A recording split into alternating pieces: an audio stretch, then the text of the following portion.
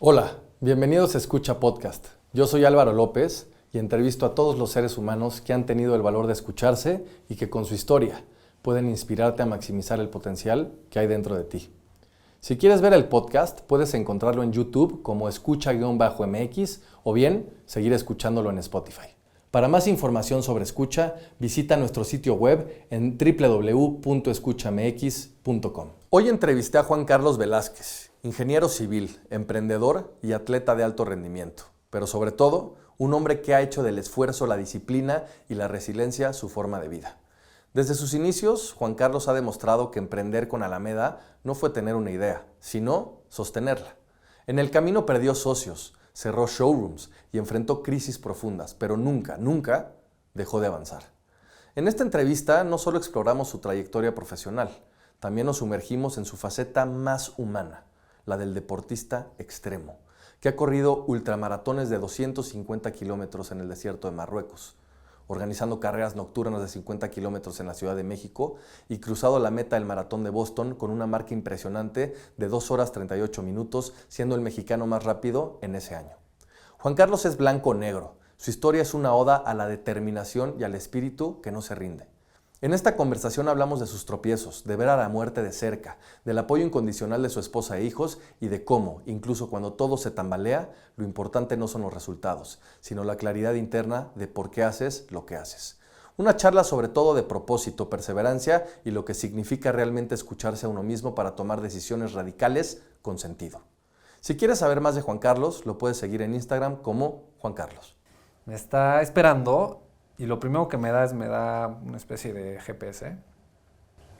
Y un español así con acento muy de español. Y me dice, mira Juan Carlos, tío, si te caes al agua, te matas.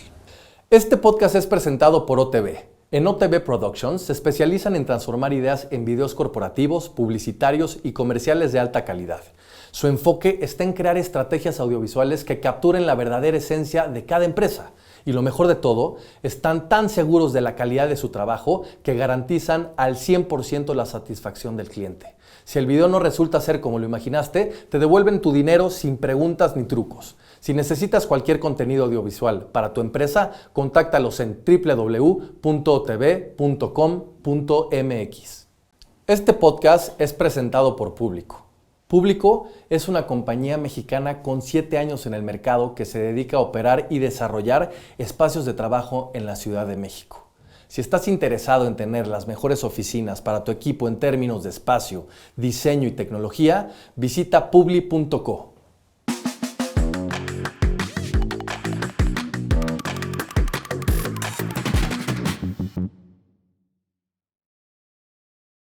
Mi querido Juanca, bienvenido a Escucha Podcast. Alvarito, con mucho gusto. Al revés, no sabes el gusto que yo tengo de tenerte aquí. Siempre te lo he dicho, coincidimos en algunos eventos sociales y al final acabo platicando contigo por, uno, tu manera de contar historias y dos, por las historias que tienes. Al final son potentes y por eso te quise invitar, porque quiero que la gente vea qué está detrás de esta persona y de este excelente ser humano. Porque si bien te conozco hace ya muchos años, yo creo que más de 20, cada que platico contigo, descubro cosas que me gustaría tener. Y creo que eso tiene muchísimo valor, porque cuando admiras a una persona de cómo lleva su vida o hace su vida, pues para mí es increíble. Entonces, gracias por estar aquí, hermano, y ojalá que te sientas pues, cómodo de platicar justamente tus anécdotas y tus historias. Buenísimo. No sé qué tan potentes sean, pero digo, feliz de platicar y como bien dices, siempre que nos vemos me acabas entrevistando, entonces una más. Ahora que sea grabada. Ahora la grabamos. Mi Juanca, para que las personas te empiecen a conocer, te quiero hacer 4 preguntas que son muy sencillas, pero creo que pueden ser bastante reveladoras para abrir hilo a esta conversación. Venga. La primera es entender quién es Juan Carlos Velázquez López. Uh-huh. La segunda es que me encantaría saber quién es Juanca. Uh-huh. La tercera, quién es Purris. Sí. Y la cuarta y no menos importante, quién es Bicho. Ya. A ver, empezando por la primera, yo nací en México, Ciudad de México. Crecí la mayor parte de mi vida en México, pero tuve varias oportunidades de vivir fuera de México, ¿no? Pude vivir en Europa, en Estados Unidos, en Australia. Entonces, tuve esa suerte de conocer diferentes culturas, diferentes personas. Y crecí en una familia, pues desde mi óptica, muy interesante, porque yo soy el más chico de 3 hermanos.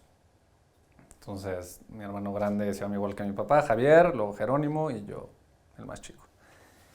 Y pues digo, no sé si se repite siempre, pero la dinámica familiar como que el chico es el que dicen que la tiene más fácil. Entonces, crecí en una familia muy cálida, con muchas oportunidades, mucha suerte. Y mucho de lo que seguramente platicaremos viene, yo creo que de esa, como que esa enseñanza familiar que viene, no solo de mi papá y de mi mamá, pero viene todavía de generaciones más arriba. Ese es, digamos, el Juan Carlos Velázquez.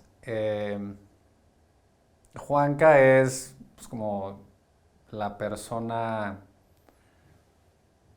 yo creo que es la persona como más amigable, ¿no? La parte social de mí. Soy una persona como bastante social, soy outspoken, me gusta mucho convivir, pero a la vez no.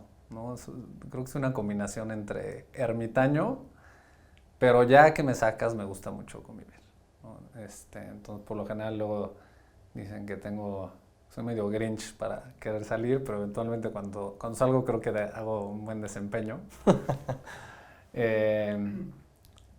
Luego el tercero es un apodo familiar que me dicen Purris algunas personas, que nace un poco de nuevo, éramos una familia más o menos grande, de muchos primos, y yo era de los más chicos. Entonces, pues eres el primo chiquito, medio consentido, y me pusieron como ese apodo, pues es como de mucho cariño, ¿no? Que es lo que se vive en mi familia,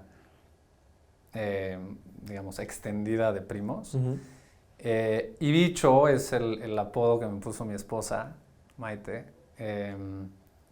porque ella dice que soy un bicho raro. ¿Y tú qué piensas de eso? Yo creo que sí. Y entonces, la gente cree que me dice por cariño, pero realmente siempre me dice que eres muy raro, ¿no?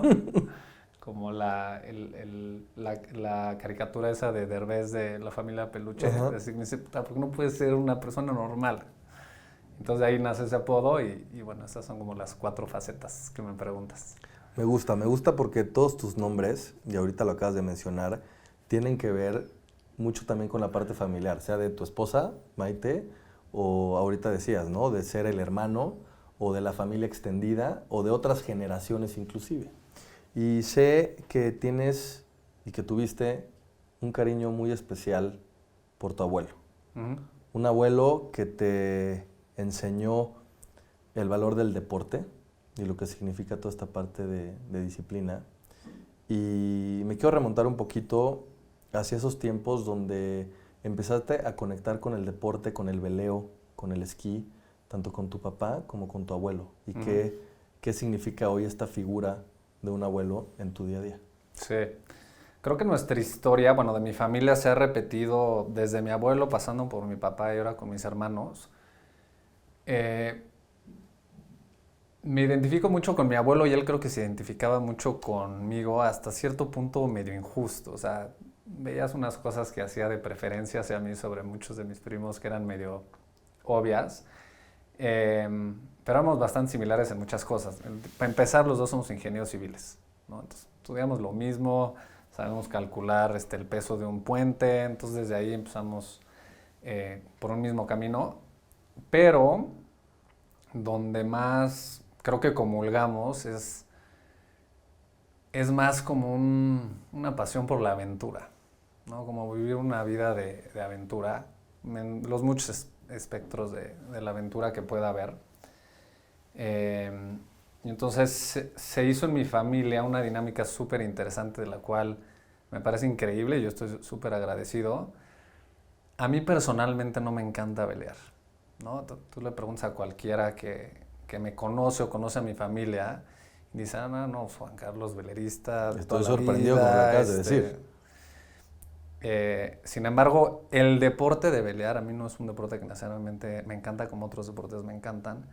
Sin embargo, siempre en mi familia hicimos un equipo familiar, ¿no? Entonces íbamos a velear regatas y estaba mi abuelo como capitán, digamos mi papá como vicecapitán, estaban mis hermanos, yo, mis primos y otros amigos nuestros.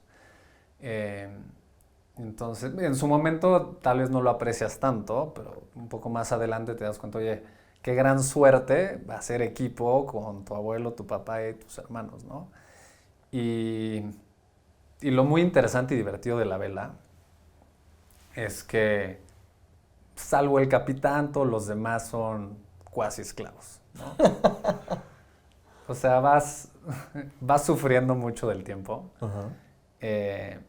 Y creo que se arman dinámicas muy divertidas entre los esclavos, digamos, ¿no? Todos los tripulantes vas sufriendo. Y eran épocas de mi vida pues, que estabas en la fiesta total. Entonces, un fin de semana promedio era, salíamos a algún bar entre amigos, llegábamos a las 6 de la mañana a la casa, te levantabas a las 7 de la mañana a armar el velero y a velear. Entonces, en esas condiciones de desvelo, cruda y demás, tenías que pues, ponerte las pilas y todo mundo se ponían las pilas parejo y realmente lo que te forja vivir en una tripulación es algo impresionante. Yo, de hecho, siempre me encantaría algún día poderme llevar a mis hijos a vivir de una semana hasta 6 meses, si es posible, a bordo de un velero, porque realmente, pues desde chico me di cuenta que vivir en un velero es una experiencia que te forja muchísimo para la vida, ¿no? Entonces, esa fue un poquito la relación que tuve con mi abuelo y al final se acabó englobando con mis hermanos, mi papá y amigos míos también. Hay un concepto, Juanca, que me gusta mucho que tiene que ver con el ancla emocional. Y un ancla emocional, ya lo he explicado antes, es este objeto que guardas y que te recuerda a algo o a alguien para hacer tierra cuando las cosas a lo mejor no están como deberían de estar en tu vida personal o en tu vida profesional. ¿Un objeto físico? Un objeto físico, sí. Un anillo, una pulsera, tal.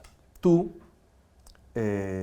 practicas el esquí en nieve y sé que tienes el traje de tu abuelo y que lo sigues usando y que lo guardas con mucha nostalgia, pero también por un tema de funcionalidad.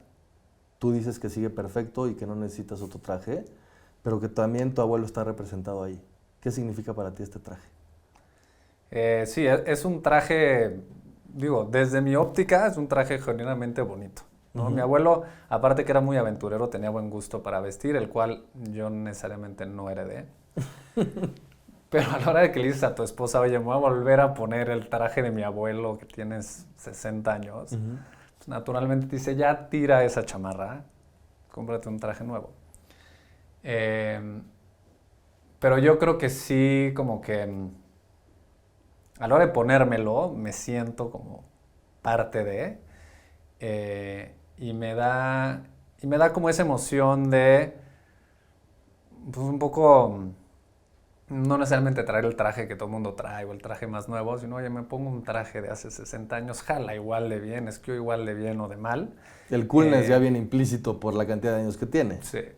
Entonces, sí, no lo había pensado. Y de hecho me casé con el frac con el cual se casó mi abuelo. Mira. Entonces tengo tenemos porque los dos tenemos una complexión muy similar. Entonces tengo corbatas de él, suéteres de él. Y sí, siempre es una batalla con mi esposa de cuál ya se tiene que ir a la siguiente vida. Pero sí, curiosamente, fíjate, no lo había pensado. Tengo muchos artefactos de él. Tu abuelo tenía una filosofía muy particular en la cual decía que para él era suficientemente tener una chamarra y hasta que no se acabara esa chamarra comprar otra. Sí. ¿Cómo esta filosofía, Juanca, ha impactado tu modelo de vida? Porque me parece una persona minimalista en toda la extensión de la palabra, en donde el valor de las cosas lo radicas más en experiencias que en la cosa misma. Uh-huh. Creo que sí. Yo no sé si esto ha sido un cambio en el tiempo, pero definitivamente en este momento le doy un valor muy, muy grande a las experiencias. Y lo material optimizo, la verdad es que sí optimizo. Yo podría vivir con unos jeans todo el año, ¿no?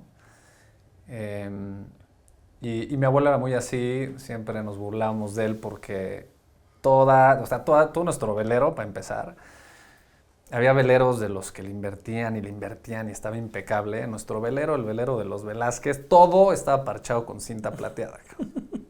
Entonces, siempre le dábamos lata de que todo lo solucionaba con cinta plateada. Pero, después de otras experiencias que he hecho en mi vida, he empezado a agradecer mucho la suerte de no depender tanto en estas cosas en materiales, ¿no? Y poder subsistir estar bien y contento con lo que necesitas. ¿Y crees que esto vino por un ejemplo como tal, implícito en tu personalidad, o más bien lo fuiste trabajando por alguna vez haber tenido y donde a lo mejor ahí no estaba la respuesta? Yo creo que un poco las dos. Hay mucha gente que admiro mucho que dices, realmente viven una vida súper austera, pero una vida muy rica. ¿A quién admiras? Por ejemplo, mi hermano mediano, Jerónimo, vive una vida como muy balanceada en ese sentido. O sea, podría realmente hacer lo que quisiera en cuanto a ese estilo de vida. Sin embargo, es súper austero, ¿no? O sea, no le sube la experiencia ni le baja la experiencia como ese tipo de cosas. Y admiro mucho a esa gente, ¿no? Que tiene una calidad, tiene una mentalidad, un approach hacia la vida de la paso muy bien, como con cosas de alto valor o de bajo valor económico o no económico. Esa es una. Y la otra, yo creo que muchas de las experiencias que he hecho te súper forjan a darte cuenta de que tenemos una infinidad de necesidades creadas. Entonces, si te despistas, o al menos yo, de repente empiezo a tener una cantidad de necesidades que ya se me acumularon. Muchas de estas experiencias que hago como que me regresan a lo más básico de mí mismo.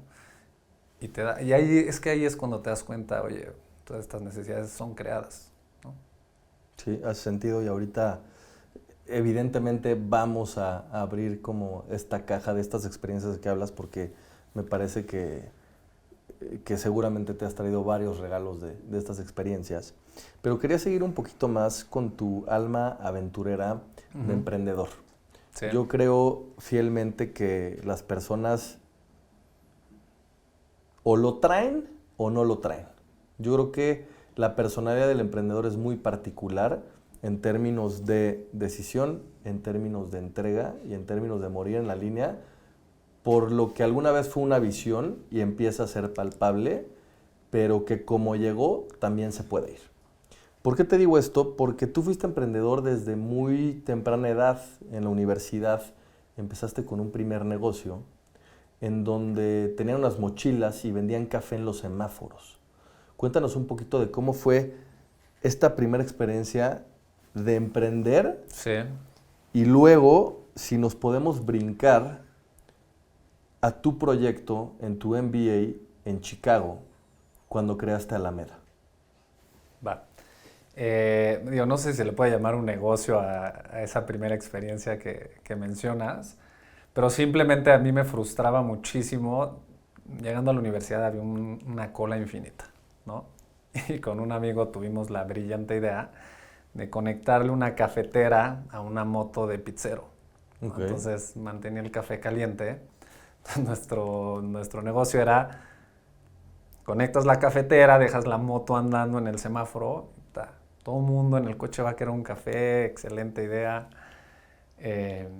ya se arrancamos y literalmente nos compramos un atuendo para vender cafés en el semáforo y fuimos a vender. Luego nos dimos cuenta que no podías vender, o sea, los errores más básicos, no puedes vender en la calle. Al segundo 2 llegó un policía, oye, ¿qué están haciendo? ¿Qué estás haciendo? Y ya no llegó a mucho más, obviamente.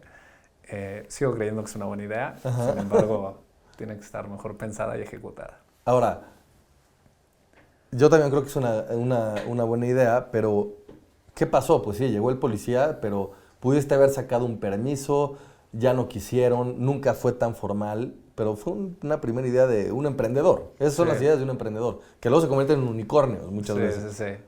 No, y yo creo que también muchas veces, al menos a mí me ha pasado, a mi temprana edad de emprendedor era como mucho de muchas ideas, pero con poco aguante, ¿no? Entonces, me encontraba algunos que otros semáforos y lo dejaba, la verdad, ¿no? Entonces, desafortunadamente esa historia no tiene una parte de no, bueno, entonces conseguimos un permiso o ahí nos arreglamos. La verdad es que no, como que fue, oye, ingenuamente crees que los negocios son mucho más fáciles. Okay. ¿No? Entonces la idea estaba buena, ahí tuvimos algunos problemas y hasta ahí llegó. ¿Cuándo sabes entonces, Juanca, cuando una idea es una idea? Ajá. ¿Y cómo sabes cuando una idea realmente puede ser un negocio?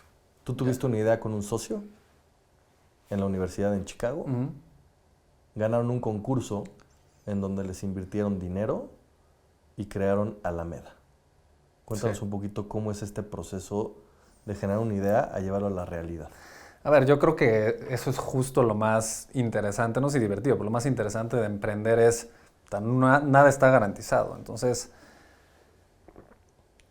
como emprendedor, luego uno busca como confirmación, ¿no? Oye, tengo esta idea y vas y se la platicas. Oye, Álvaro, tengo esta idea de vender cafés en el semáforo y tu amigo te dice excelente idea o te dice no, está malísima. Pero una idea no se convierte en un negocio hasta que tiene tracción, ¿no? Inclusive teniendo tracción, ¿qué significa esa tracción?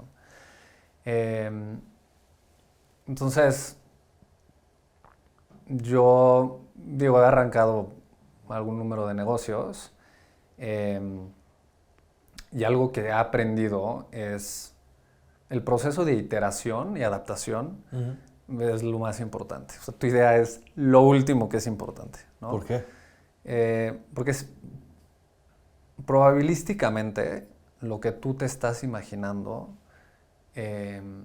tiene muchísimos sesgos y muchísimas interpretaciones que vienen de ti mismo y de la gente con la que convives, ¿no? Al menos de que el cliente sea exactamente como tú eres o como tus amigos, eso te puede dar una ventaja, pero generalmente eso no ocurre, ¿no? Entonces, creo que uno de los primeros errores que cometemos como emprendedores es, tengo la gran idea, no me la cambies porque es la gran idea.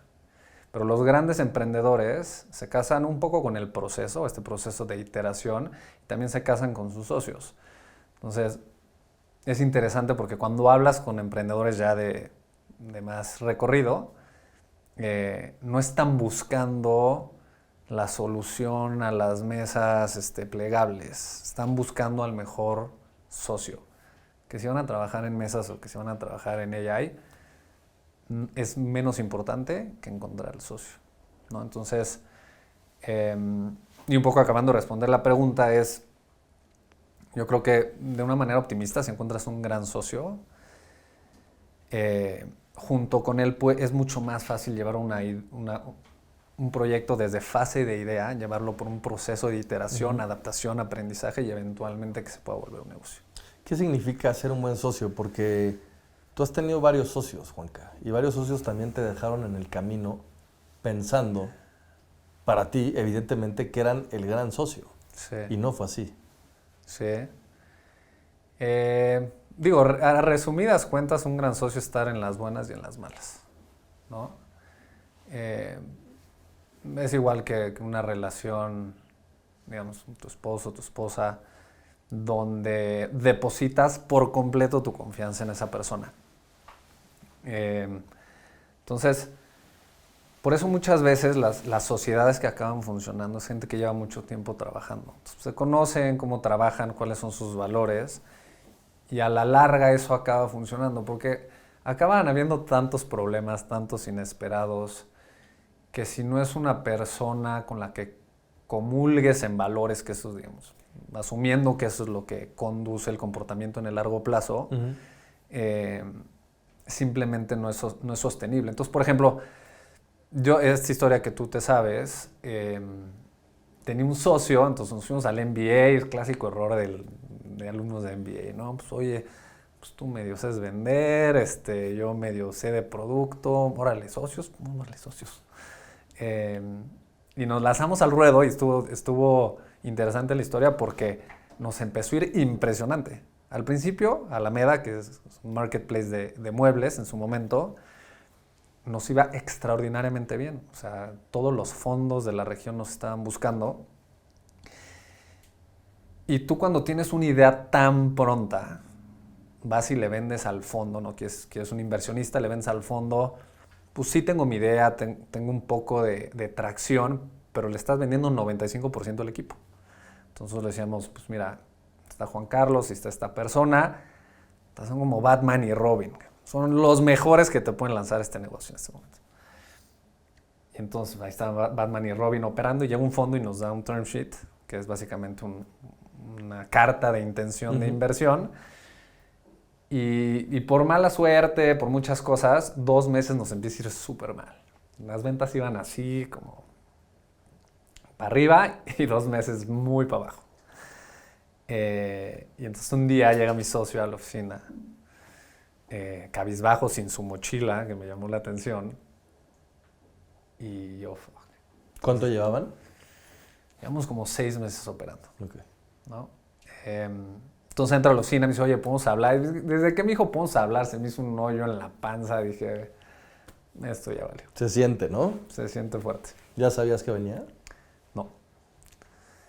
No, digo, estamos viviendo ahí momentos complicados, pero ni tiempo me dio de pensar en eso, ¿no? Simplemente digo, palabras más, palabras menos, me dijo, yo no estoy hecho para esto.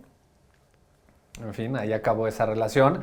Y entonces, imagínate, regresas con el fondo, que dice, oye, ya te voy a meter lana, dijiste que eras Batman y Robin. Sí, ¿dónde está Robin? Ya no está Robin.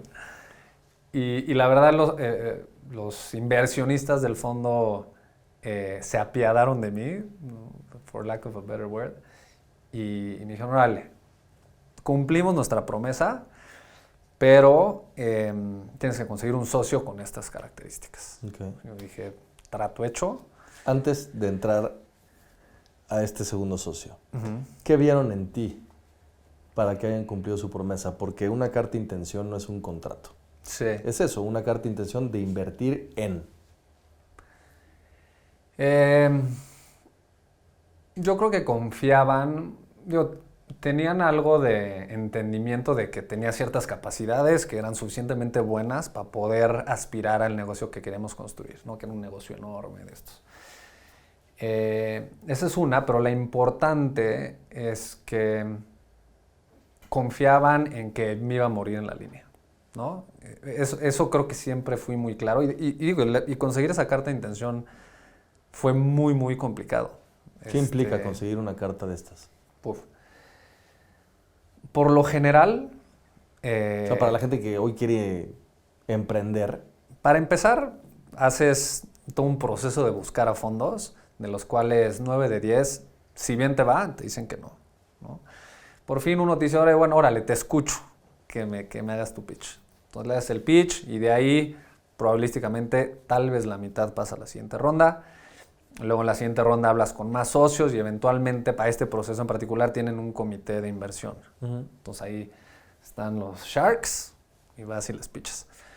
Y yo salí del comité de inversión y me hablaron y me dijeron, convenciste a todos menos a uno. ¿No? Este cuate, no la ve. Me dice, te abro la opción de que tú vayas a su oficina y hables con el one-to-one. Dije, pues la tomo. Y era un empresario súper reconocido de México. Voy a su oficina, una oficina así impecable, yo súper nervioso. Traje de tu abuelo. El traje de mi abuelo. Eh, y fue muy distinto porque fue una conversación mucho más como esta, donde yo creo que él estaba tratando de medir, más que el negocio, me está tratando de medir a mí. Y, y algo que le dije, que estoy seguro, y tengo varias historias similares a esta, él estaba muy necio de que un competidor y no sé qué. Le dije, mira, yo me caracterizo por ser un muy buen maratonista, ¿no? Y no soy un buen maratonista porque soy el más talentoso, pero soy alguien que le machetea en el largo plazo y eventualmente acabo siendo un maratonista. Entonces le dije, puedes confiar en que yo me voy a morir en la línea, pero no, o sea, no me voy a desinflar hasta que esto o la rompamos o nos rompamos la cara. Y no creas que me dijo, uff, encantadora historia, me caíste perfecto. Así, súper serio, gracias Juan Carlos, ya te puedes ir. Y saliendo en mi coche me habló uno de los inversionistas y me dijo, we're in, ¿no? Wow. Entonces, ese fue la primera vez que un maratón me ayudó. Más que el maratón, lo que decía el maratón de mí en el ámbito profesional. Y estas historias se empiezan a entrelazar, pero bueno. ¿Cómo? Está muy interesante lo que acabas de decir, porque por supuesto que se entrelaza, ¿no? La parte deportiva con tu parte profesional. Dices y hablaste que hiciste varios emprendimientos, pero regresando a la parte de los socios, Ajá. tú a Alameda la creciste no solo en México, sino a Latinoamérica, Colombia, Sí. si bien me parece, pero en este lapso, ¿no? Perdiste a otro socio. Juanca, ¿de dónde te agarras cuando tienes una presión muy fuerte para responder en términos de profit, de revenue, de alcance con Alameda? Sí. Cuando ya no tienes socios y tienes que dar un resultado al fondo que te metió, pues no necesariamente poco dinero. Sí. A ver, yo algo que hice bien y mal, porque tiene los dos lados esa moneda, era que algunos de mis inversionistas eran, para empezar, mis hermanos y otros amigos míos. Y entonces cuando sucedió la primera que te conté y la segunda ocasión, que fue en circunstancias completamente distintas, Sí. tenía un sistema como de que me cachara, ¿no? Entonces te estaría mintiendo si te dijera soy la persona más resiliente del mundo, sino todo lo contrario. De hecho, tenía un sistema armado, de hecho, bastante de manera inintencional, que cuando suceden esas cosas, que siempre suceden, hay alguien que te apoya, ¿no? Y eventualmente sales adelante, pero yo creo que si no hay esa persona que te detenga, te caes mucho más lejos y en los negocios hay veces que te caes tanto que no logras levantarte, ¿no? Entonces, digo que tener a tus hermanos como inversionistas es bueno y es malo. Eh, Digo, es bueno por esto que te digo, pero también es malo que al final acaba siendo bueno, pero tienes mucha más presión. O sea, nosotros teníamos millones de dólares invertidos de fondos y de mis hermanos que eran cantidades mucho menores, pero sentí un compromiso igual o Moral. mucho mayor, ¿no? Entonces yo siempre digo que si realmente quieres emprender y realmente quieres intentar tener éxito, vayas y le pidas lana a la persona que más pena te daría De verle. de verle o perderle su dinero, O perderle su dinero. ¿no? Si es alguien que no tiene mucha lana, tu abuelita, si vas en serio, es algo que para mí eventualmente me funcionó. O sea, ya había momentos muy duros que honestamente el fuego que todavía traía era, pues no le puedo quedar mal a mi familia, ¿no? Hay esfuerzos humanos, pero también hay esfuerzos sobrehumanos y hay que saber parar. Y hay que saber, lo decía César de la Parra, el chef del 11,000, levantarse de la mesa. Sí. ¿Cuándo decides que el proyecto Alameda debe de terminar? A ver, con Alameda estuvimos más o menos 7 años operando. Como decías, fue un proyecto que nació en la Universidad de Chicago. Nos trajimos a México, crecimos en México, luego nos fusionamos con una empresa en Colombia, de donde trajimos un par de socios excelentes de Colombia. Y nos pasó algo en el COVID, pasó algo muy curioso. La gente, digo, vivimos en las oficinas, ¿no? Pre-COVID todo el mundo vivía en la oficina. Y de repente todo el mundo lo mandan a vivir a su casa, a trabajar en su casa. Y entonces todo el mundo se empieza a dar cuenta, puta, no tengo ni escritorio, ni silla, mi sillón se está cayendo. Por un lado, y por otro lado, todas las mueblerías del país están cerradas. Bueno, tanto Colombia como México, completamente cerradas. Entonces la gente, su única alternativa se convierte a Alameda. Entonces se nos aparece Dios digamos, en el mundo de los negocios y empezamos a crecer bestialmente. O sea, crecemos 10x mes por mes. O sea, crecer 10x en un año es como... Y aquí estamos creciendo mes por mes. Entonces... 10x, literal. 10x. O sea, vendíamos 10, vendíamos 100 y así. Y los primeros 3 meses fue la euforia total. Es más, aprovechamos, que creo que fue una buena decisión, para levantar más dinero. O sea, tú veías nuestra curva de crecimiento y decían, esto se van a ir a la luna. Levantamos más dinero, pero, digamos, la gloria duró poco, ¿no? Uh-huh. Igual con COVID se cerraron todas las cadenas de suministro y entonces todo lo que habíamos vendido no lo podíamos entregar. Entonces ya nos empezamos a meter en problemas con clientes primero, luego con proveedores y se volvió una pelota de nieve que fue creciendo y llegó un punto, en ese momento éramos 3 socios,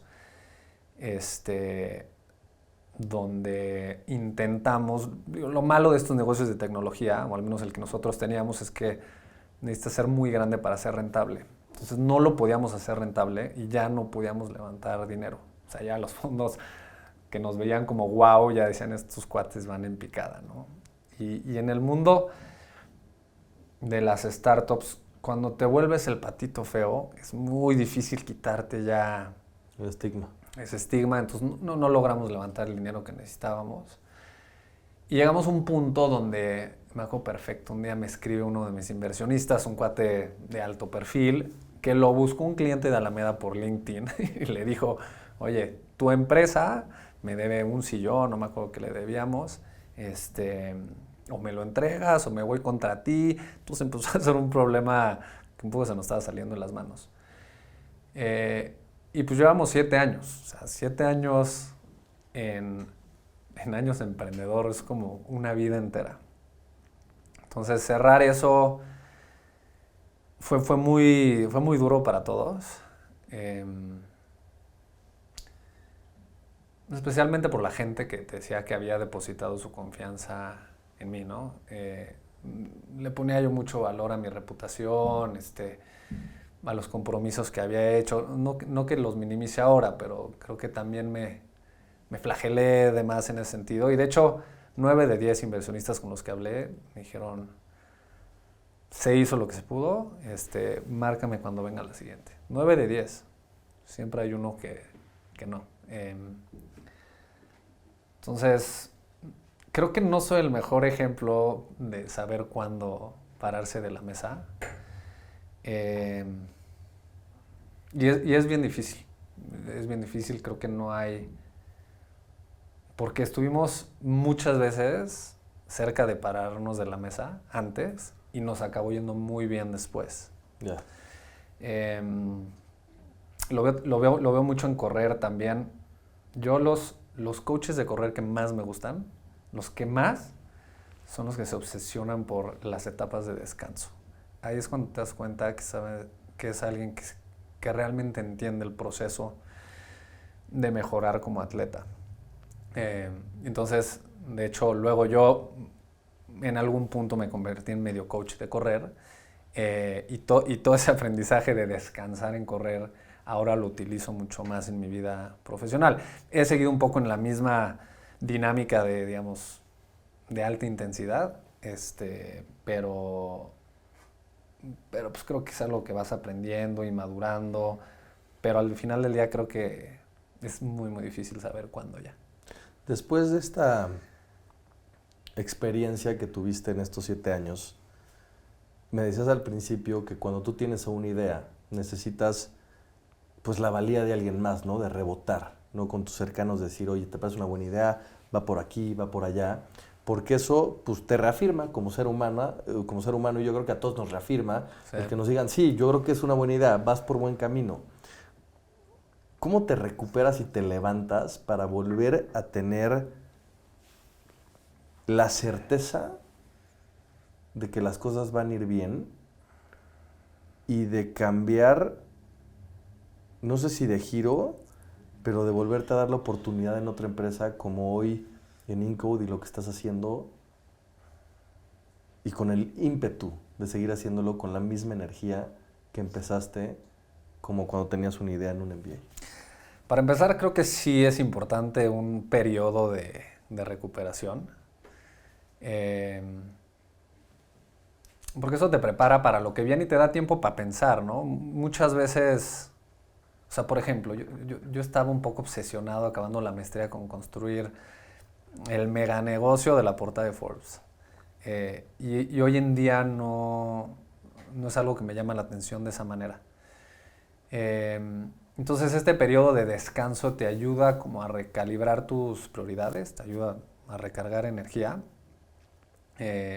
Y yo tenía bien claro que seguía queriendo trabajar como en esa industria, ¿no? O sea, si lo puedes comparar un poco con el fútbol, mi experiencia de Alameda era como la Liga MX. Ahí andábamos, éramos el Cruz Azul, si quieres. Y luego, curiosamente, tenía un inversionista en Alameda que es inversionista en Incode. Entonces, por eso conocí a Incode. Y en este proceso de conocer a la gente de Incode, me di cuenta que este ya era el Real Madrid. Ok. Entonces, como emprendedor, o sea, yo quiero seguir este proceso de maestría del emprendedor, ¿no? Entonces dije, bueno, hay una oportunidad en el Real Madrid. Y así como lo oyes, o sea, puro galáctico, y el nivel de gente y de trabajo que se hace ahí, genuinamente es muy superior a lo que yo había visto antes. Entonces, me interesó mucho como desde un punto de vista muy real a mí, y eso me dio la energía, pues, de entrarle a una empresa de estas otra vez. Ahora, ¿cómo se fusiona entonces tu experiencia deportiva con tu experiencia profesional? Y esto te lo pregunto porque tu experiencia deportiva, si bien hablamos del veleo en los inicios, en tu parte familiar más íntima de diversión, la siguiente etapa fue tu primer maratón, como un juego con tus amigos, Maratón de Nueva York, en donde vas, lo haces, tienes un tiempo de 3 horas 19. 3:21. 3:21. Y eso para las personas que corren saben que es un gran tiempo y tú lo hiciste medio de juego y te das cuenta que eres bueno. Y no decides, sino hasta 10 años después, empezarlo a tomar en serio y hacer los hallazgos que has hecho, que ahorita vamos a platicar. Sí. ¿Cómo se empieza a fusionar esto? A ver, yo de hecho odiaba correr. O sea, toda mi vida correr se me hacía el peor deporte en la lista de deportes, ¿no? A mí siempre me gustaban los deportes de tablas y como deportes más extremos. Y correr no me podía dar más flojera, ¿no? Y justo un amigo me invita a correr mi primer maratón. Esto fue como 2007. O sea, nadie Tenías corría. 20 años. Nadie corría. Hoy ya todo el mundo corre. O sea, hoy el hype de correr está muy de moda. Muy top of mind. En su momento no conocías a nadie que hubiera corrido un maratón. A nuestra edad era impensable que alguien quisiera correr un maratón. Y corrí con mis amigos y fue una grata experiencia. No estoy nada de acuerdo con lo que dices de que me salió muy bien así nada más. O sea, me entrené como samurái. Sí, pero ibas por 4 horas. ¿O por cuánto ibas en tu primer maratón? Iba por sub 3:30. O sea, sí iba por un tiempo agresivo y No, muy agresivo. algo agresivo, sí. No, muy agresivo. Algo agresivo, sí. Y curiosamente, nunca vuelvo a correr después de eso, pero créeme que me quedé muy flechado. O sea, sí dije, aquí hay algo muy trascendente para mí. Y luego tuve también 1000 otras prioridades en la vida. eh, pero pues, luego la vida es así, era más bien una historia de reencuentro que de otra cosa. ¿Cuál es tu siguiente maratón? Washington. Luego corro... No. Entonces, un poco regresando a mi historia familiar, somos 3 hermanos. El grande y yo somos bastante similares en algunas cosas. Ujú. Y competimos desde que somos chiquitos, ¿no? ¿Quién sacó mejores calificaciones? ¿Quién entró a qué escuela? Y luego la siguiente competencia era, pues, quién era más rápido en el maratón, ¿no? Eh, y entonces, haz de cuenta, no sé, pero el caso es que yo en su momento tenía 3:21 y él se entrenó para correr en 3:20, ¿no? Y entonces llegamos a un punto en el maratón de Chicago hace algunos años que los dos vamos a romper las 3 horas, ¿no? Y eso en su momento era, rompiste las 3 horas, lo máximo. No, pero es que en su momento y ahorita. Y ahorita. O Y en sea, su momento no. más. O sea, ahorita impresionante, en su momento más. Entonces me entreno otra vez como samurái, y ese es el maratón que corro con el pie, con la tibia rota, fracturada, y, y lo cojeo la mitad del maratón, ¿no? Vamos a rebobinar esto, porque, o sea, tenías la tibia rota. Se te rompen los ligamentos, ¿correcto? Se me fractura la tibia. Kilómetro Los ligamentos. 15, Antes, en el kilómetro 13. kilómetro 13. Pero pues déjate, platico cómo llegué a eso. Sí, claro. O sea, porque no... O sea, sí me vi muy... Atascado. demasiado atascado. Llevaba entrenando 9 meses. Tenía a mi hermano entrenando al lado de mí. Y los dos íbamos a morir en la línea. Entonces, un mes antes me lastimo. Me empiezo a lastimar. Ya no podía ni caminar. Entonces voy con un doctor muy famoso. Y me saco una jeringa de este pelo. Me dice, ¿hay plan A o plan B? Y le dije, ya vi cuál es el plan A, pero ¿cuál es el plan B? Y me dice, el plan B es, te voy a hacer una resonancia y te garantizo que no te voy a dejar correr. Entonces sacó la jeringa y le dije, pues, ¿cuáles son las probabilidades de éxito del A? Y me dijo, no sé, pueden ser 10, 50, 90, es un volado. Y dije, bueno, I'll take my chances. Es lo que ya me estaba buscando, una silver bullet. Entonces me inyecta cortisona y no sé qué más me inyectó. Y ya, dejé una semana antes y así me fui al maratón. No me dolía, pero sabes que ya lo tienes, ¿no? Mentalmente estás derrotado. O sea, traes algo ahí. Entonces arranca el maratón. Arrancamos a un pace de, me acuerdo, íbamos como a 4 minutos el kilómetro. Y así, en el kilómetro 13, como si alguien agarró un picayelos y me lo enterró en la pierna, así, ¡ca!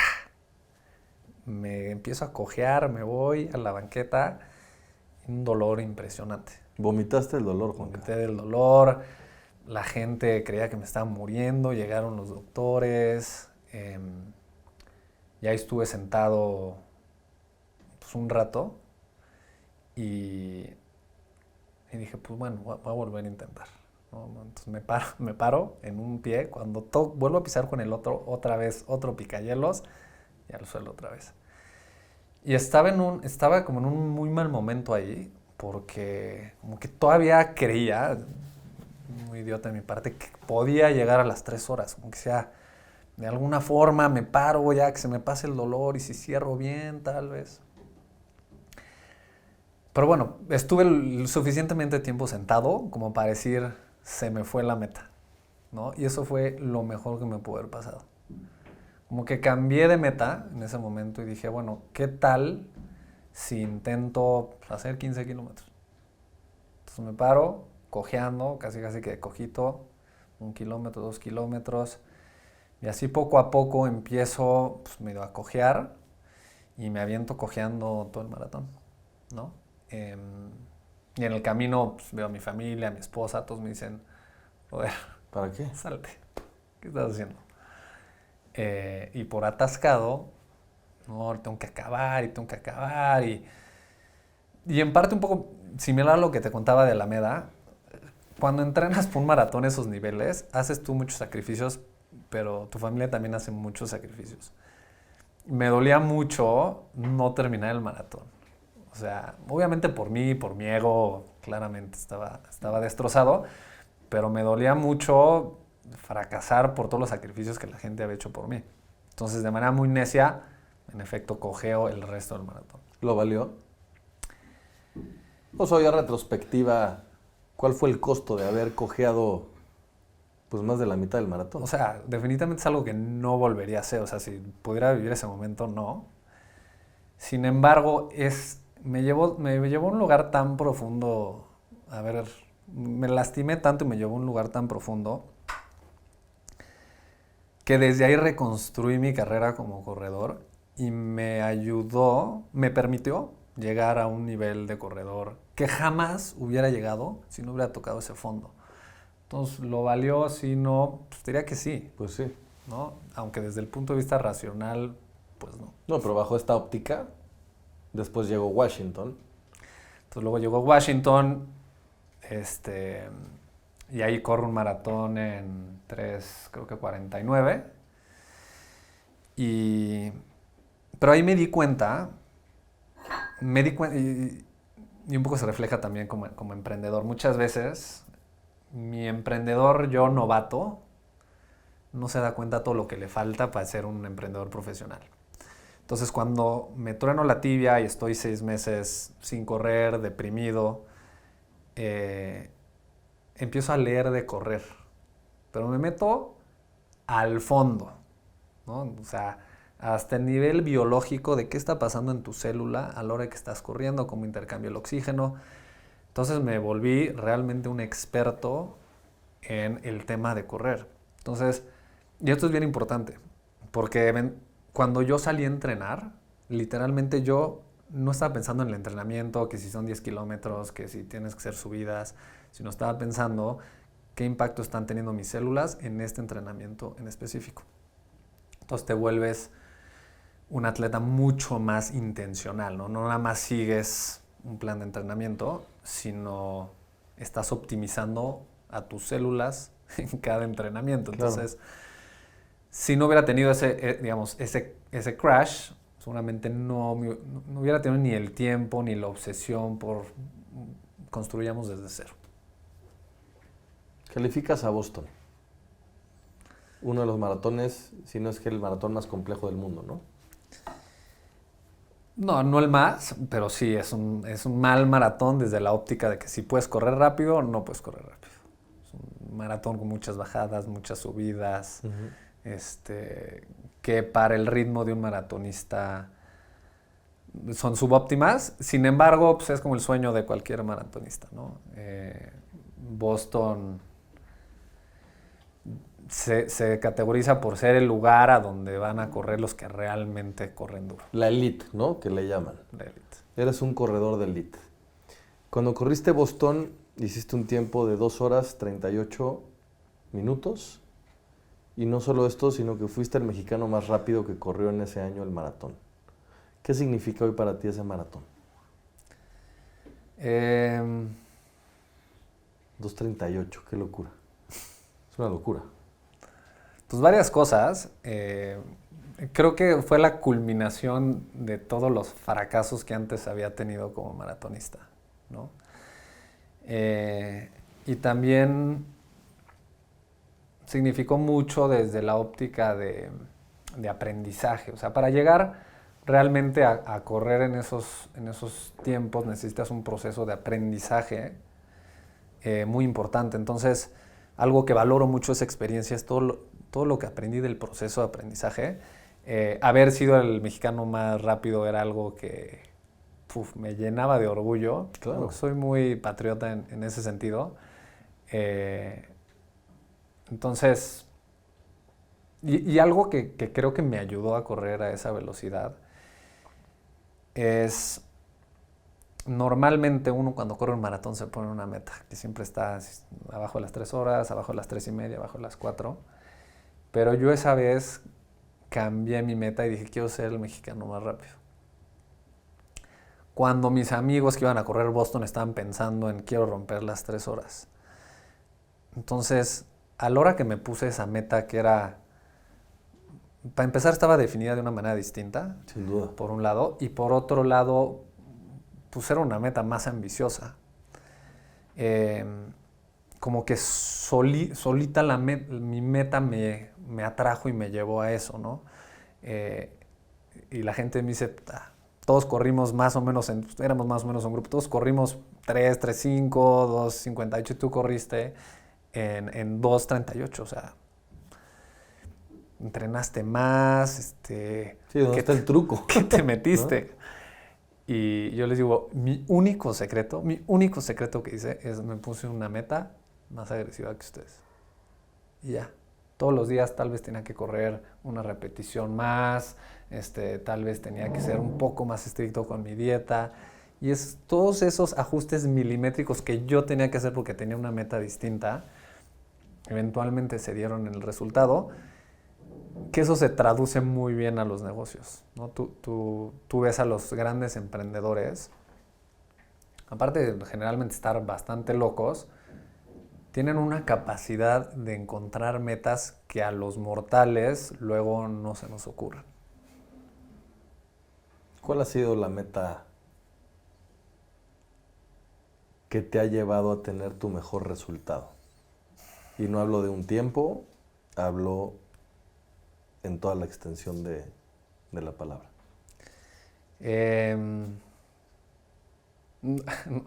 No puedo decir que he tenido un buen resultado, pero en términos de prioridades, yo siempre, mi prioridad número 1 es mi familia, ¿no? Pero eso se conflictúa con la vida de emprendedor y la vida de atleta. Sin duda. ¿No? Es como una o la otra. Algo que me siento contento, no orgulloso, ni creo que soy perfecto, pero he logrado balancear bien mi prioridad número 1 con mis otras prioridades. Entonces, esta misma disciplina de atleta la aplico a mi vida personal y entonces puedo estar con mi familia, puedo convivir con mis hijos, puedo estar con mi esposa, puedo hacer planes con mi esposa, puedo hacer este tipo digamos, de retos deportivos y a la vez trabajar en empresas que son el Real Madrid de este tipo de industrias. Sí, y que demandan lo mismo que un entrenamiento para el maratón y que estar con tu familia. Sí, entonces claramente del otro lado hago sacrificios, o sea, la gente nunca quiere convivir conmigo porque no conozco ninguna serie de Netflix. Entonces, todo el mundo dice, ya has visto la de tal, bueno, no ni tele, ¿no? Entonces, claramente tienes que hacer sacrificios del otro lado, pero en este momento estoy muy centrado en el sentido de que pues, entiendo cuáles son mis prioridades y trato de balancear mi prioridad número 1 con mis retos profesionales y deportivos, o aventureros, si los quieres llamar. ¿Qué papel, entonces, mi Juanca, juega tu familia? Porque, pues Maite no entrena, pero te ve entrenar. Y tus hijos no comen lo que tú comen, pero se cocina especial para un deportista de alto rendimiento.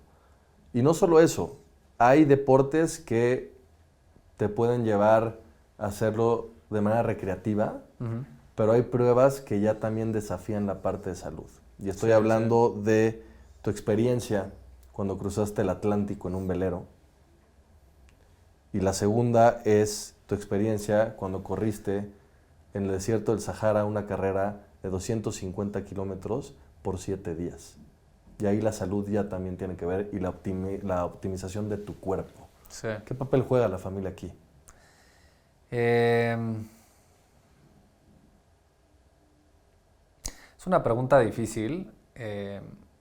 Yo creo que lo más importante, tengo una historia que me resuena mucho a esta pregunta. Uno de mis hijos, esto fue justo antes de correr Boston, se enfermó mucho, traía un tema que no le hallábamos. Entonces nos No recomenda, comía, ¿correcto? Sí, no podía comer. Entonces en la gráfica de peso, no sé si has visto esas gráficas de cómo evolucionan los bebés, digamos, empezó normal y de repente se empezó a caer en caída libre, ¿no? Entonces pues empezamos a hablar con muchos doctores, no le dábamos al clavo y nos recomendaron ir con un doctor justo en Boston. Nos dijeron, es que este cuate le sabe mucho este tema. Entonces fuimos. Entonces mi hijo solo podía comer cuando estaba dormido. Entonces lo dormías y cuando estaba dormido se llama sleep feeding. Entonces le pones la botella, no se da cuenta y ahí más o menos come. Me acuerdo perfecto, un día estuve con él toda la noche, no dormí nada. Estaba el estrés, a más no poder, era emprendedor, no tenía dinero, o sea, era una situación de alto estrés. Y amanecí y le digo a Maite, le digo, ya sabes que esto de Boston, hasta ahí llego, ¿no? Pierde toda relevancia querer correr un maratón a esos niveles, pues cuando tu hijo está tan enfermo, ¿no?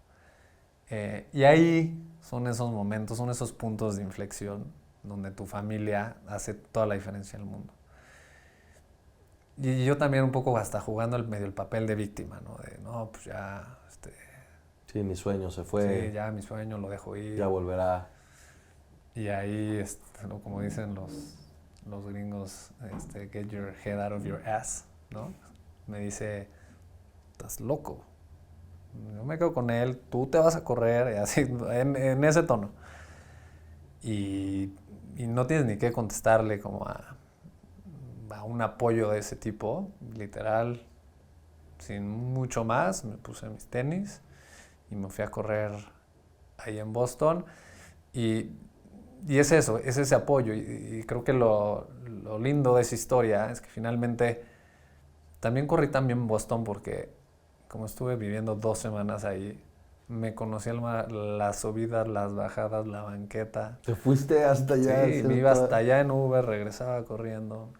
Sí, porque para los que no sepan, el maratón de Boston no se corre dentro de Boston, sino que toda la parte más dura y crítica, que son las subidas y bajadas, está a 1 hora de Boston, más o menos, ¿no? Si te vas Está a 42 kilómetros de Boston. Sí.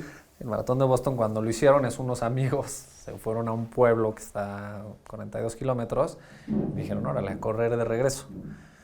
Y así es como se creó. Entonces, creo que la familia en esos momentos claves hace toda la diferencia. Y también hasta cierto punto, cuando hago este tipo de cosas, de alguna forma tratas de ponerle un ejemplo a tus hijos, ¿no? Yo hago una cosa que me sirve impresionante que se llaman Power Thoughts. No sé si has oído. ¿No? En el maratón, algo que yo he aprendido, por ejemplo, si has oído hablar de las pump-up songs, ¿no? Pones una canción y te emocionas y hasta aceleras. Hay un punto donde eso ya no funciona. O sea, si pongas la que te encanta de Shakira, ya no puedes acelerar. Y entonces yo tengo estos que se llaman los Power Thoughts, que son cosas que realmente te mueven, ¿no? Y esos pensamientos, por lo general, ya no son temas de uno, ya no es de tu ego, sino más bien son temas del prójimo. Entonces, yo tenía un power thought de uno de mis hijos en específico en ese momento. Y es impresionante la capacidad de la cabeza. ¿En serio crees que ya estás por morirte y te acuerdas de ese power thought? Y parece que te acaban de ahora sí inyectar una buena. ¿Nos compartirías uno? Sí. O sea, uno, por ejemplo, tengo de mi papá viéndome en el app llegando a la meta. A mi papá le da mucho orgullo todo el tema de deporte de sus hijos. Entonces, uso ese como para decir, oye, estaría muy padre que mi papá esté muy orgulloso cuando cruce la meta. Cuando mi hijo estaba enfermo usaba ese hasta te diría que era hasta trampa. O sea, no sabes la gasolina que me daba. Entonces, yo creo que si logras construir un núcleo familiar es un gran apoyo, ¿no? Y por otro lado, creo que los atletas de ese nivel somos un pain in the ass, ¿no? Para la familia, ¿no? Tienes que comer, tienes que dormir. Entonces trato de balancear por ejemplo, hice el Sahara hace un año y este año dije, ya no voy a hacer nada porque ya tampoco quiero ser un pain in the ass todo el tiempo. ¿Has escuchado sobre este concepto? Me parece que es africano, Ubuntu. No. Ubuntu se traduce en castellano como soy porque somos. Y es muy bonito lo que acabas de decir de estas gasolinas o estas trampas mentales que tenemos, porque, pues eso, ¿no? Justamente pues el cerebro no distingue de lo que es real a lo que es un recuerdo. Entonces, cuando tú tienes un buen recuerdo o una buen pensamiento, Sí. justamente el cerebro impacta de tal manera físicamente que lo que dices es totalmente real, ¿no? Sí. O sea, muchas veces estas gasolinas que parecen ser inconscientes es totalmente consciente. Tu cuerpo y tu cerebro lo está viviendo como tal. Entonces, este Ubuntu y soy porque somos, creo que pues resume justamente lo que acabas de decir y creo que te interesará bastante. Sí, me gusta mucho. Al final, este tipo de experiencias te dan un entendimiento de la mente que es difícil, creo que, conocer de otras maneras. De hecho, ahorita que decías, hay un experimento súper interesante de unos ciclistas, están en un laboratorio y hay dos grupos. Unos les dan agua y les dejan que se la tome y a otros les dan agua y la tienen que escupir. Y al final y hay un tercer grupo que no le dan agua. Entonces, ese grupo crashea durísimo. Y los otros dos grupos hacen el mismo rendimiento porque están engañando a su cerebro de que están ingiriendo agua todo el tiempo. Entonces, el cerebro ya no te limita porque me voy a quedar sin agua, porque cree que sí estás tomando agua, pero en realidad le estás escupiendo, ¿no? Entonces, pues sí, son trucos mentales que a la hora de la hora sirven mucho. Sí, ayudan al desempeño al final.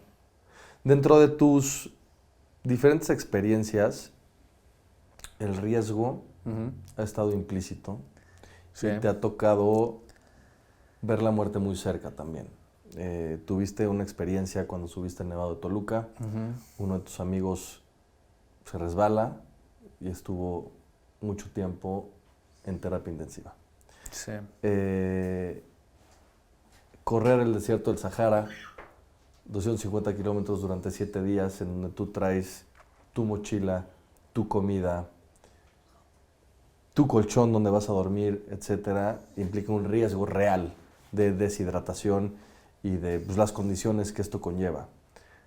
Cruzar el Atlántico, Juanca, en un velero, sin señal de celular, evidentemente. ¿Cuánto dura esta prueba? 9 días. 9 días. Y despedirte de tu familia, sabiendo que a lo mejor no los vuelves a ver. ¿Qué pasa ahí? ¿Qué estás buscando? Es decir, casi se muere un amigo tuyo y en estas experiencias en el Sahara fuiste lesionado y decidiste hacerlo aún lesionado.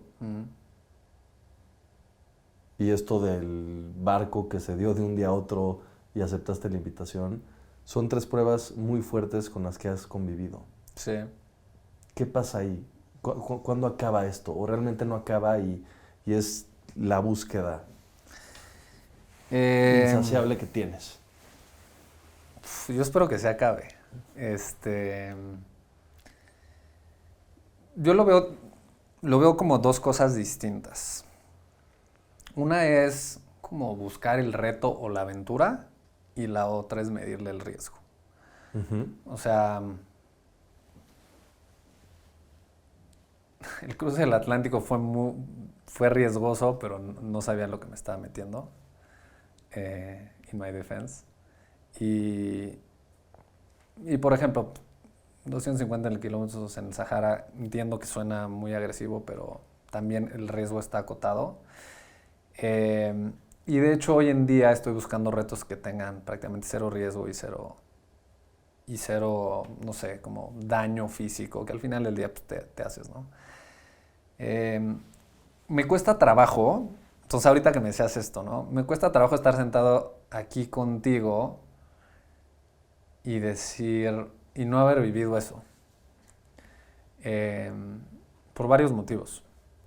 El primero es porque la perspectiva que te da sobre la vida, sobre las cosas importantes de la vida, es algo que yo me llevo a estas experiencias y no, al menos yo no he encontrado otras formas de como tener esa claridad de las cosas importantes de la vida. O sea, tú regresas del Sahara después de 7 días, realmente lo único que te puede molestar es o si te dio cáncer o si te vas a divorciar. O sea, dimensiona lo que realmente son problemas de la vida y todo lo demás son oportunidades de situaciones a resolver.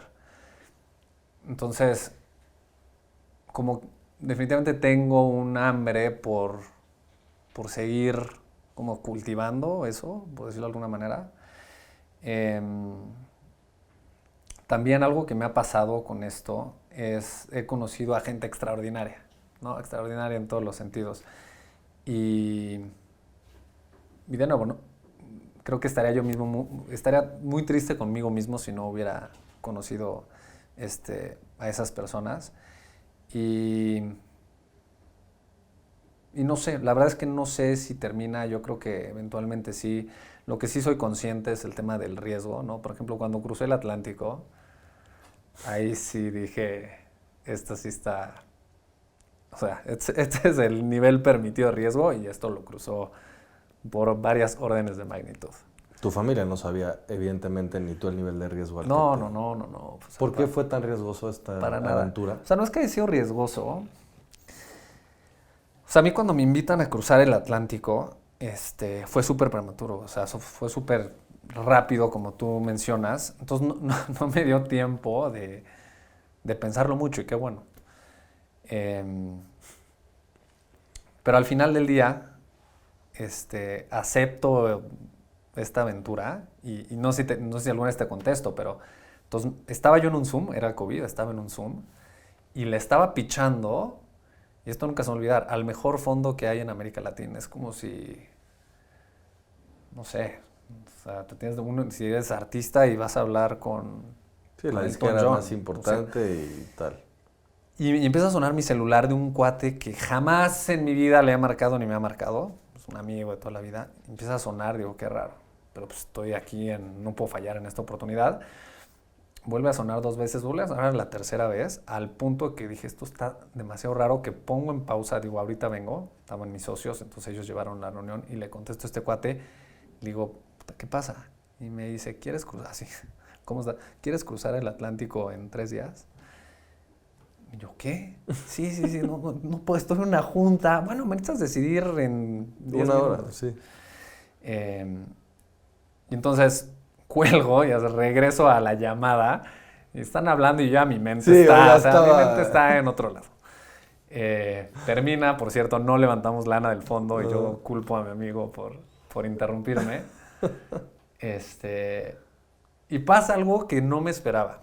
Entonces, lo primero que hago es, a Maite, mi esposa, le digo, ¿puedo? Buscando que me diga que no. Digo, esta es la salida perfecta. Le voy a decir que no, perfecto. Le hablo a este cuate, no, pues. Oye, pues me invitaron a cruzar el Atlántico. ¿En un velero? En un velero. ¿Sin motor? Sin motor. Hasta ahí sabíamos. 9 días. No, ni sabíamos cuánto. Así nada más era cruzar el Atlántico, hasta ahí sabíamos. Y me dice, ¿cómo? Suena como un boleto para ir a la luna. 100% tómalo. Y yo, ¿qué? O sea, ¿quién es el loco, Maite o tú? Los dos, tal vez. Y de hecho luego le marco a mi papá y le marco a uno de mis hermanos que velió de Los Ángeles a Hawái, que son los que, pues, que yo conocía, que más sabían de esto, y los dos me dicen, de ninguna manera vayas a hacer esto. Mi papá me decía, ¿tienes hijos? Mi papá me jugó la de ¿tienes hijos? Toda. Pero yo, no sé, ahí como que dije, mi esposa está ok. ¿Qué está pasando adentro de ti? ¿Qué sensación hay? ¿Adrenalina? ¿Sientes miedo? Sí, no, ahí es una adrenalina de pues, te llaman a una gran aventura, ¿no? Y pues sí, acepto el boleto a la luna. Y lo primero que me pasa es, me voy a mi casa y empiezo a empacar pues, los shorts, los lentes, como yo acostumbraba a que era ir a velear, ¿no? Y me habla en la noche mi amigo, ¿qué onda? Digo, ya estoy puesto, perfecto. Me dice, ¿qué traes en la maleta? Digo, pues llevo 2 shorts, dice, no, saca todo eso. Mete, ¿tienes pantalones de esquiar? Y yo, pues sí, tengo unos ahí. Mete pantalones de esquiar. ¿Tienes gogles de esquiar? Sí. Mete gogles de esquiar, guantes de esquiar, ropa de esquiar de adentro. Digo, pues ¿a dónde vamos? Sí, claro. ¿Dónde Y vamos ya a desde pelear? ahí, y esto ya no le comuniqué tanto a mi esposa porque ya no quería meterle miedo innecesario, pero ya desde ahí dije, Viene un reto. algo suena raro de esto. Y bueno, el caso es que era justo COVID, entonces volamos a Bermuda y ahí nos estaba esperando el velero. Estos veleros son, es como el Fórmula 1, pero de los veleros. O sea, era un velero profesional, con un crew profesional, que iban a hacer un cruce del Atlántico como entrenamiento para la vuelta al mundo. Entonces, no era un paseo, era un entrenamiento, iba yo como invitado al entrenamiento. Y de hecho, cobran una cantidad muy grande de dinero para que hagas eso. Entonces, un cuate que sí iba a subir, un empresario, se bajó 3 días antes y mi cuate así sacó su lista de quiénes son los... ¿Quién velea? La intersección entre loco y sabe velear y va a aguantar, y aparecí yo. Y entonces, hubo 3 momentos como muy importantes donde yo me empecé a cuestionar mi falta de criterio, ¿no? El primero fue cuando empecé a empacar, me empezó a sonar raro. Luego, lo segundo es en Bermuda. Bermuda, no sé si ha sido, pero es una islita ahí muy pintoresca, con sus colinas. Veníamos bajando en el taxi, ya hacia el velero, de muy lejos, y el velero estaba estacionado en donde se estacionan los cruceros, o sea, en un muelle del tamaño del mundo. Entonces, desde el taxi me asomo y veo una madrecita así. Le digo a mi cuate, en eso vamos a cruzar el Atlántico. Y ahí sí ya me entra un miedo importante. Y luego lo que acaba ya de arruinar mi día es, llegamos, está lloviendo, es una tormenta, entonces me subo al velero, entro adentro y me está esperando el capitán. Este cuate ha dado la vuelta al mundo como 6 veces, un velerista impresionante. Me está esperando y lo primero que me da una especie de GPS y un español así con acento muy de español. Y me dice, mira Juan Carlos, tío, si te caes al agua, te matas. ¿Ese fue el pick-up line? Ese fue el pico. Ese fue el... Si te caes al agua, te matas. Y yo, mi risa nerviosa, y luego en serio, si te caes al agua, te matas. Entonces, ya desde ahí yo zarpé con un hoyo en la panza, ya, con un miedo incontrolable. Más que un miedo incontrolable, es un miedo que yo como que nunca había conocido. O sea, creo que he hecho my fair share, pero ese era un miedo muy importante, que al final acabó en su clímax cuando te platican, ya salimos en tormenta, empezamos a cruzar el Atlántico, y te cuentan, te dicen, mira, no existe ni un helicóptero de rescate que llegue a donde estamos nosotros. O sea, si esto se empieza a hundir, si algo pasa, si te da apendicitis, te mueres. No hay plan B. Entonces, cuando siempre la gente me hace la pregunta de qué es más difícil, cruzar el Sahara o cruzar el Atlántico. Yo digo que es 20 veces más difícil el Atlántico porque no hay plan B. O sea, en el Sahara al menos estás en tierra firme. Digo, 1000 cosas pueden pasar, ¿no? Pero este sentimiento de que te quiten cualquier red de rescate que toda tu vida has tenido, pero no te habías dado cuenta que estaba allí, de repente te sientes, no sé cómo escribirlo, pero demasiado vulnerable. Entonces, ahí sí conocí, yo le llamo como un miedo diferente, o sea, de otras ligas. No es el miedo de los miedos más terrenales que tenemos en el día a día, sino es un miedo de como que estar completamente solo y vulnerable. ¿Qué cambió en ti después de esta... No le llamaría aventura, le llamaría como... Ni encuentro la palabra ahorita, pero... Pues sí, situación límite en tu vida. Pues muchas cosas, pero creo que la importante... Tengo una historia y es verdad y suena un poco ridículo cuando la cuento. Cuando estás tanto tiempo en alta mar, entonces las condiciones de vida son peor no pueden ser. Entonces, estás despierto 4 horas, duermes 4 horas, despierto 4 horas, o sea, no sabes si es de día, de noche, tú nada más suenan las 4 horas, te dicen, bro, vas para arriba y le das comida, comes pura comida así deshidratada, vas al baño colgado como campeón. Entonces, te quitan todas estas comodidades que tienes. Estás húmedo todo el tiempo. Estás mojado. Estás mojado. Tu saco de dormir está mojado. O sea, te metes a dormir, dices, ya, por fin me toca dormir, te metes a dormir y está mojado. Y hace un frío, no, pues estás titiriteando todo el tiempo. Adentro del velero son veleros todos de fibra de carbono, suena como la Segunda Guerra Mundial. O sea, el velero va a 20, 30 nudos y adentro suena, entonces necesitas tapones. Entonces, las condiciones de vida son muy precarias. Y algo que me pareció cómico es, pues al principio la gente pues, trae mejores ánimos, cotorreas, hablas de todo, ¿no? Hablas de la tele, de películas, de, sí, de todo mujeres, lo que tienes. Pero, muy interesante, como a partir de la mitad empieza a entrar como el instinto de supervivencia de todos y ya nada más la gente habla de comida. Muy curioso. O sea, todo el mundo habla de, puta, llegando, me voy a comer un pan o yo voy a comer.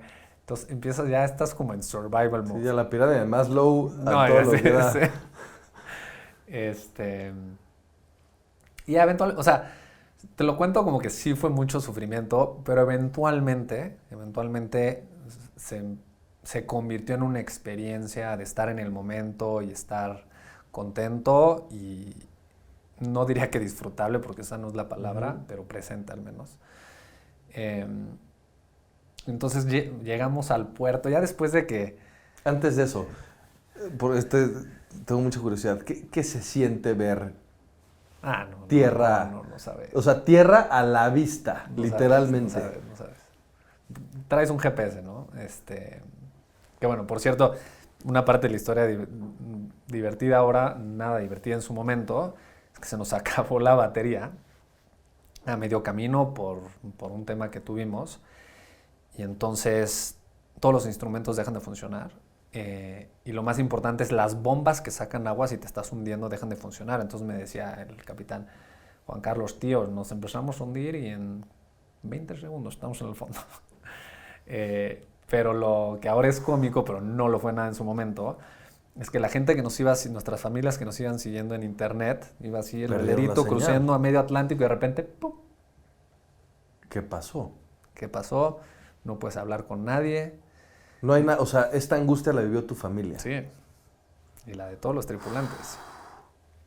Entonces, tú en el velero, pues estábamos chambeando para resolver el problema, pero nunca se nos ocurrió que el velero desapareció del mapa. Entonces, digo, ahora es cómico, pero en su momento no, definitivamente no. ¿Te creyeron por muerto? No creo que llegamos a eso, lo alcanzamos a solucionar como en 24 horas. Entonces, sí, pues son 24 horas que lo pensaron. Más el cambio de horario, más... No llegaron a eso. Pero obviamente pues, fueron muy malas. Qué mal trago. Sí, qué mal trago.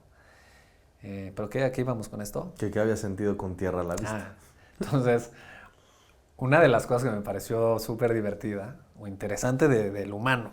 El humano está hecho para la tierra. Y no me di cuenta de eso hasta que viví una pesadilla 9 días en alta mar. Entonces, en el GPS, que ahora ya solucionamos el problema, ya decíamos, estamos a, no sé, 500 millas de la costa de Portugal, era la primera costa que se iba a ver, y traemos a bordo, estos cuates que te digo, son veleristas que llevan dando la vuelta al mundo. O sea, para ellos, para mí esto fue una pesadilla, para ellos fue como un walk in the park. Lo esperado. Sí. Y entonces ya dicen, no, bueno, aquí va a aparecer el faro de no sé qué en la punta de Portugal. Puta, estábamos, pero, o sea, no podía estar más emocionado.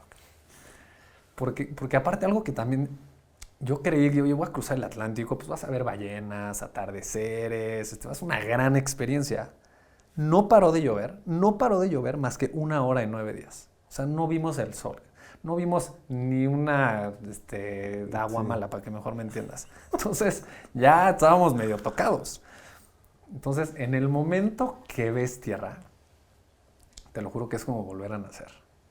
Volver a nacer y como que identificarte con algo que es parte de ti. Y en el momento que te bajas del velero y tocas tierra firme, o sea, no lo puedes creer. O sea, no hay nada que pueda suplir esa felicidad que sientes en ese momento.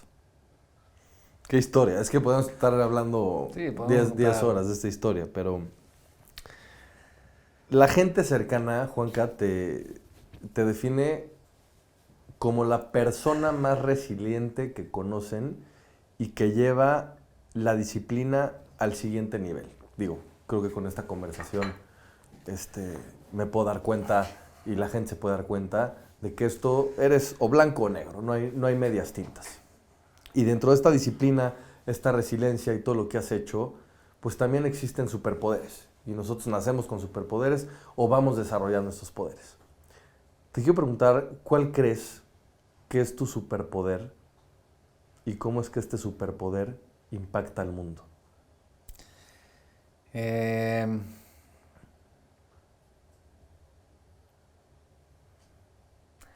que soy particularmente bueno. Tengo una frase que me encanta decir. No hay una traducción en español, por eso la digo en inglés, que se llama Embrace the Struggle. Okay. Y creo que, y hablando del superpoder, no creo que necesariamente nací con este superpoder, pero sí es algo que he amaestrado bastante. He logrado desarrollar un proceso interno mental que cuando estoy en la batalla, en la lucha, en el struggle, rápidamente me doy cuenta de que estoy ahí, ¿no? Porque muchas veces estás en el hoyo negro y ni sabes que estás ahí.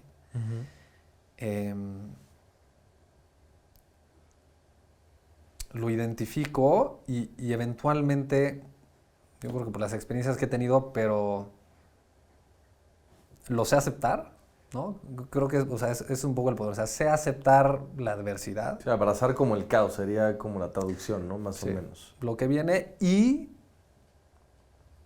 pues, eventualmente siempre de esas cosas sale algo positivo, ¿no? Aunque no es la manera que de pronto quisieras que te vengan los aprendizajes, ¿no?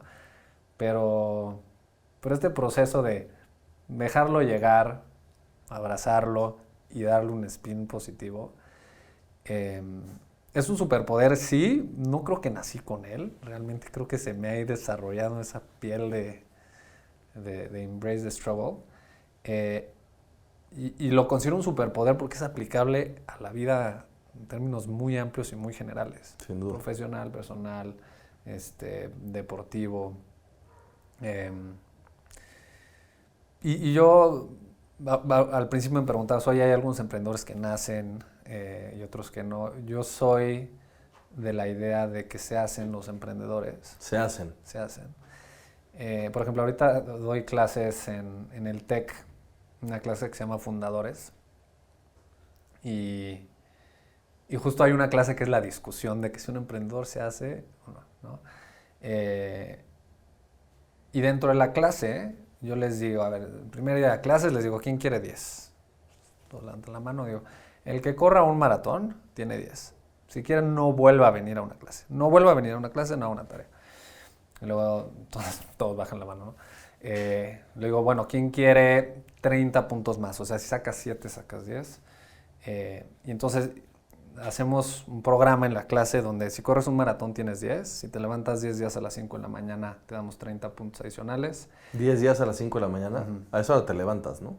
Sí, yo me levanto con ellos, pero a esa edad es como, me levanté a las 5 de la mañana, yo definitivamente no lo hacía. Y algo que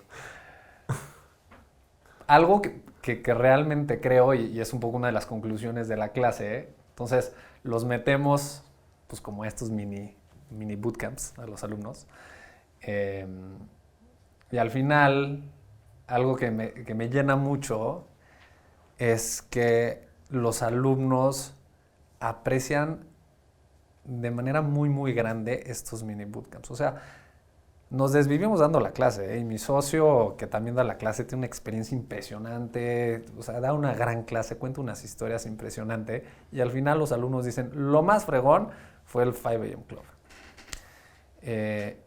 Y no me cabe duda que con esos pequeños entrenamientos, pues te empiezas a volver más resiliente. Obviamente unos están predispuestos más por tu infancia o por tu genética, pero sí creo que eso es algo súper, súper entrenable. Dices, Juanca, que es más importante correr un maratón o que aprendes más corriendo un maratón que hacer un MBA. Esto es parte de algo que estás escribiendo que va a venir próximamente. Cuéntanos de manera muy resumida a qué te refieres justamente con esta enseñanza, porque ahora me hace sentido si lo estás diciendo a un universitario. Corre un maratón y tienes 10. Sí. O sea, yo tuve las dos experiencias, ¿no? Ser maratonista profesional y ser, digamos, MBA profesional. Y a lo que me refiero es, estudié en una universidad muy prestigiosa, muy difícil de entrar, con mucho rigor. Uh-huh. Y hice, digamos, lo equivalente en el maratón. Y luego, después de, no sé, 10 años de ser emprendedor, pues cada día es una batalla, ¿no?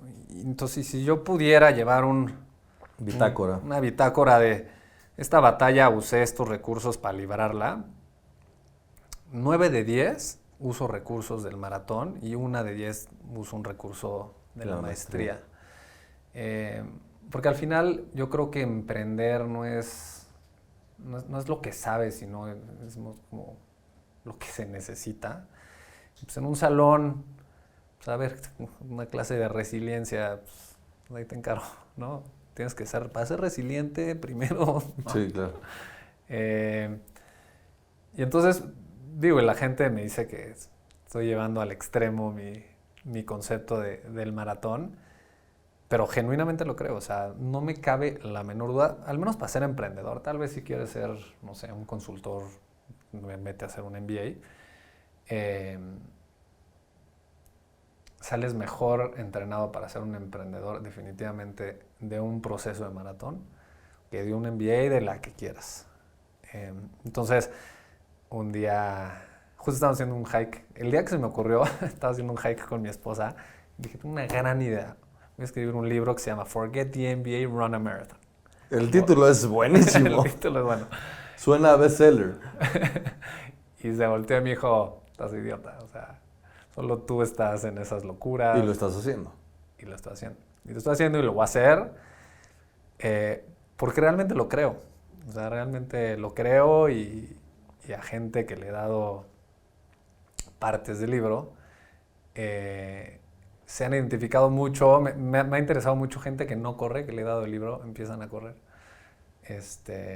Entonces sí, es un poco ahorita la onda que traigo. Felicidades. Estará increíble leerlo próximamente.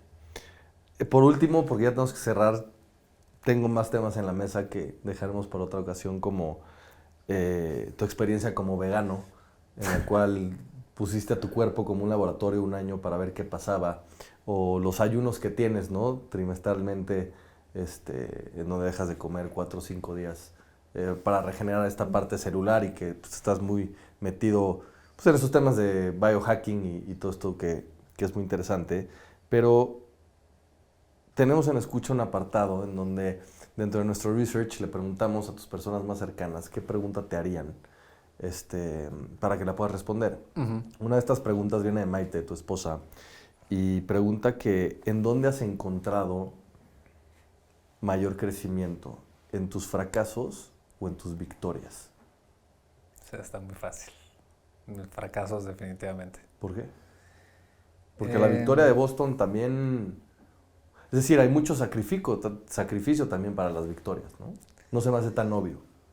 O sea, yo creo que una victoria en realidad no necesariamente es... Desde mi óptica no es una victoria, o sea, como una victoria es como efímera, no es algo que puedas... Al menos que, no sé, quieras la medalla de oro y ahí se acaba tu camino, pero es siempre como un proceso. Y a lo que voy es, cualquier victoria, independientemente cuál sea, tuvo un proceso de los fracasos que quieras, ¿no? Entonces, igual el resultado acaba en un resultado positivo. Sin embargo, lo que te llevó ahí fue la adversidad, ¿no? Entonces, la victoria pues, muchas veces es como medio un espejismo. Para cerrar, mi querido Juanca, que ha sido increíble platicar contigo, dentro de la vida personal, la vida profesional, los proyectos, las creencias, lo que imitamos desde pequeños y en la manera de cómo nos construimos, traemos miedos, traemos creencias limitantes que aunque parece ser que ya vamos rompiendo todo, vuelven a caer, llega el síndrome del impostor, o tenemos cosas que guardamos en nuestra mochila de vergüenza de las cuales no estamos precisamente orgullosos de lo que hacemos o cómo actuamos en el día a día. El ser coherente y el ser constante muchas veces es complicado y volvemos a caer en este círculo vicioso. Nosotros lo que hacemos es que a nuestros invitados les damos esta flecha para que nos compartan su miedo más grande que tienen o su creencia limitante más grande que tengan, para que la apunten ahí y que después, de manera simbólica, rompamos esta flecha con la parte más vulnerable de nuestro cuerpo, que es el cuello. Y quisiera que nos compartieras qué miedo o qué tienes que hoy te quieres deshacer, que pues justo ya no te pertenece o no la quieres más en tu vida. ¿Lo apunto aquí? Lo apuntas y si nos lo puedes platicar, te lo voy a agradecer. Sí.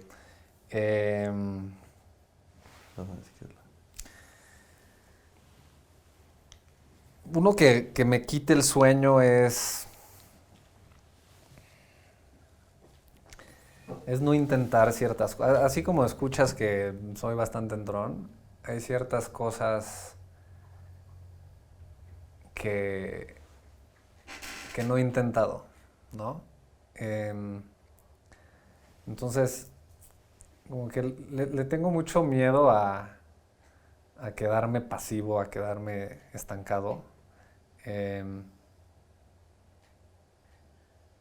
Y tengo ahí un par de proyectos que yo creo que sí por miedo,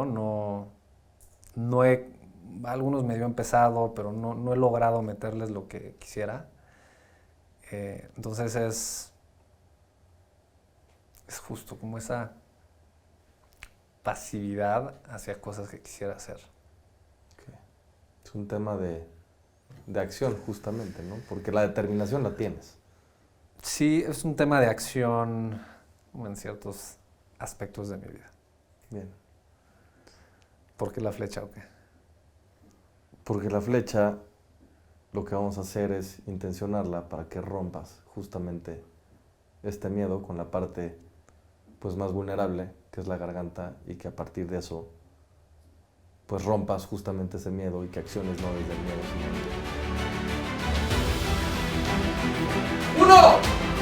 ¡2! ¡3!